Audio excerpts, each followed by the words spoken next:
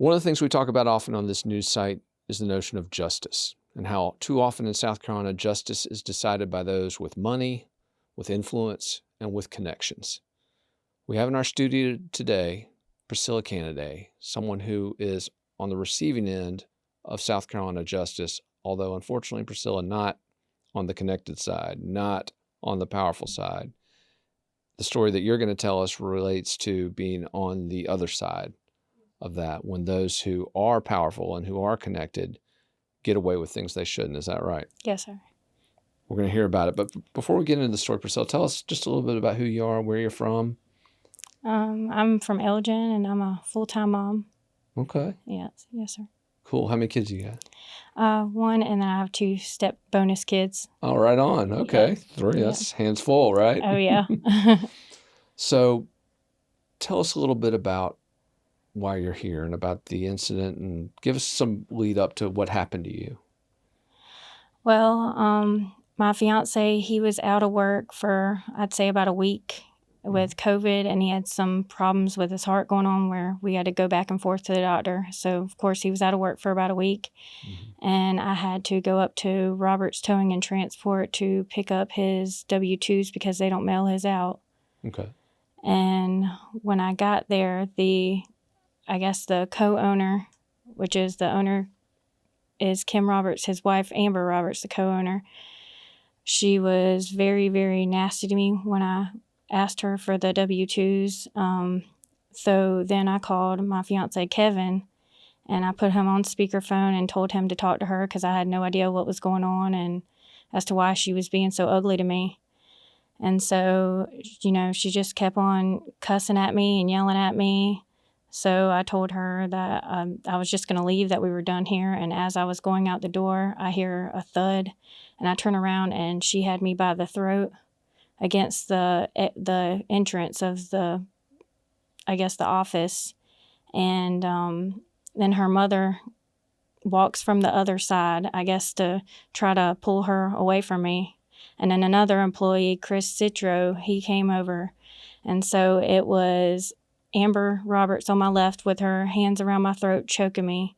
And then her mom was kind of blocking me in. And then Chris Citro, he was on this side of me, and he was grabbing me by the arm and wouldn't let me go. So you were attacked by... Yes, sir. And all you were trying to do was get this paperwork. Yes, sir. We've actually got some pictures here of some of the injuries, if we could put some of those on the screen. And these are your images you provided to us. Yes, sir. And these depict the wounds. For my neck and my arms. Yes, sir. Now, when did this happen? Back in January. Of this year? Yes, sir. Back in January. Now, obviously, some serious injury here. You reported this to law enforcement? Yes, sir. My fiance, Kevin, he was on the phone, and he heard the entire thing. He heard me screaming and crying for help, begging them to let me go. Finally, when I was able to get out of there, I still had him on the phone, and I ran and got in my car. And I told him to meet me at the closest location where I was off a 2-notch road. And so I called the police, and they told me to come down there and make a statement, and I did my statement immediately. Okay, so as soon as this happened, you reported it. They obviously saw and documented your injuries. Tell us a little bit about what happened next when you were interacting with the responding officers.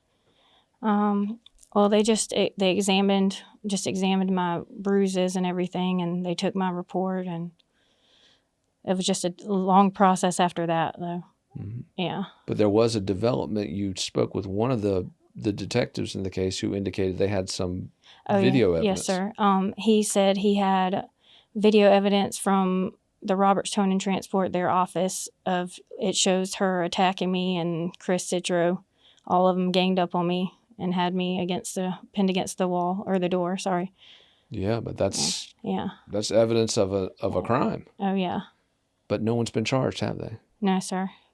Now let's walk through this, because it would seem, based on your statement, based on obviously your husband would attest to what he heard on the phone, the bruises, and then the fact that the Richland County Sheriff's Office indicated that there was video. You would think, based on all that some folks might have been arrested in connection with this, right? Investigator Morris from the Sheriff's Department. I'm sorry it's taken me a little bit to get back with you. I've just been really busy on this end. But I am still working your case. I've gotten some good video of the incident, and right now I'm just waiting to hear back from the other folks to come in and give me some statements. And then from there we'll be able to, I think, move forward with what we need to do. But I just wanted to give you an update. If you have any questions about it, don't hesitate to call 803-576-3039. Thanks. Let's talk a little bit about why you think, and why others might think who are watching this, why no arrests have been made in this case. Well, see, Kevin worked with them for years, and apparently they have a towing contract with Richland County. They take all the Richland County towing calls and everything. And the thing is, the owner, Kim Roberts, his brother is a Richland County sheriff officer at Richland County. His name is Travis Roberts. So, and he also has his own tow business on the same compound. So they have, a connection there. Mm-hmm. So they're close to the sheriff of They're close to the, yes, sir. Richland County, Leon Oh, yeah. Lott. Oh, yeah. Right. And you feel this is why you haven't been able to get any justice in your case? Yes, sir. I feel that if they would have been charged, Amber would have been charged, they would have had issues with their business, and it would have caused issues with Richland County as well, because, their whole towing operation and everything. No, absolutely. And to this date, have you received a copy of that video that they told you they had? No, sir. So they haven't provided it to you? No, sir. And when I spoke to Richland County, they told me that they misplaced and lost my video. And the lady that I talked to that pulled my file, she says that the investigator never submitted my video into evidence. Wow. So misplaced and then never submitted. Mm-hmm. Well, that's interesting, isn't it? Yeah.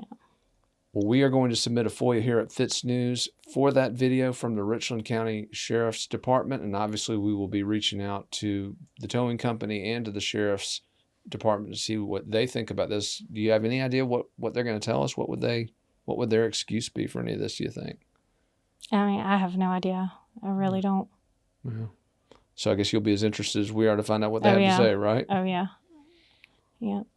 Well, Priscilla, I appreciate you coming in. Sorry you had to endure all that, but I'm grateful that you were willing to tell your story to us. Hopefully we can help get to the bottom of it. Yes, sir. And hopefully folks out there, if you've got stories like this, if you feel the system is working for the powerful and the privileged and the connected, and that you're getting the short shrift, please come to FITSNews. We will not only tell your story, but we will dig deep to make sure that the facts do come to light.